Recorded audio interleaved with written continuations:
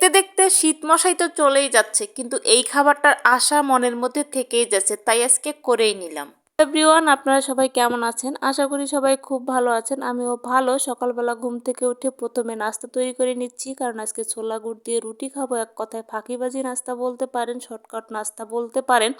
আমি একটু রুটিগুলো ভেজে নিচ্ছি, তারপরে ছোলা গুড় দিয়ে আমরা খেয়ে নেব। আর রুটিটা এত পরিমাণে খাই, প্রতিদিনই প্রায় খাওয়া হয়, তারপরেও জানি রুটি খাওয়ার প্রতি আকর্ষণটা কমতেইছে না।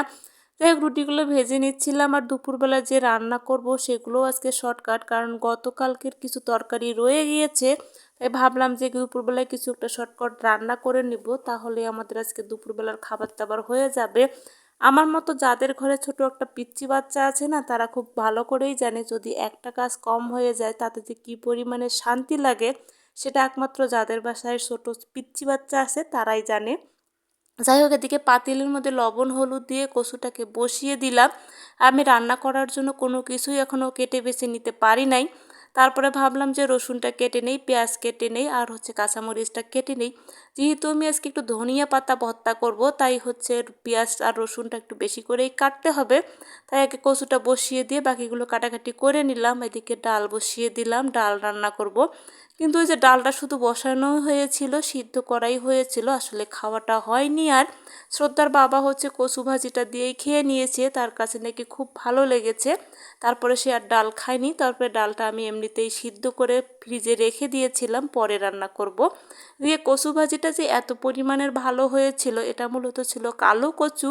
আর কালো কচু ভাজিটা কিন্তু একটু মিষ্টি মিষ্টি লাগে আর খেতে খুব ভালো লাগে। এই যে ধনিয়া পাতা ভর্তা করে নিব।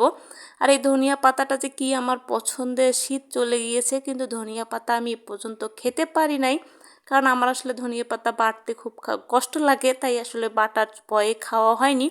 এই পিসনিটা আনার পর থেকে অনেকটাই আসলে সুবিধা হয়েছে। শিলপাটার মধ্যে ধনিয়া পাতা বাটলে পরিষ্কার করতে একটু ঝামেলা হয়ে যায়, বা তাই এই পিসনিটা আনার পর অনেকটাই সুবিধা হয়েছে। আমি পিসনির মধ্যে ধনিয়া পাতাটা বেটে নিতে পারি, আর অনেক তাড়াতাড়ি হয়েও যায়, পরিষ্কার করার ঝামেলা খুব একটা থাকে না। এদিকে ভর্তাটা আমার হয়ে গেছে। দুপুরবেলার ভাত খাবো কচু ভাজি ধনিয়া পাতা ভর্তা। কি যে পরিমাণে তৃপ্তি, দেখে খুব শান্তি লাগতেছে। আমার মতো কে কে আছেন এই পাটনার মধ্যে একটু ভাত নিয়ে সরিষার তেল নিয়ে মেখে খেতে পছন্দ করেন? আমার কিন্তু খুব ভালো লাগে, মনে হয় সমস্ত খাবারের স্বাদটা এর মধ্যেই লেগে আছে। আর খেতে যে কি পরিমাণে শান্তি লাগে, এটা আমি রাতেই ভয়েস এডিটিং দিচ্ছি। একটু সাউন্ড হলে আপনারা ইগনোর করবেন। আমার বাসার সাইডে যেহেতু কনস্ট্রাকশনের কাজ চলছে, এই কারণে একটু শব্দটা বেশি হয়, যে কারণে আমি দিনের বেলা ভয়েস দিতে পারি না। অনেক কষ্ট হয়, রাতের বেলা ভয়েস দিচ্ছি মেয়েকে ঘুম পাড়াইয়ে। তো আজকের মতো এ পর্যন্ত। সবাই ভালো থাকবেন, সুস্থ থাকবেন, টাটা বাই বাই।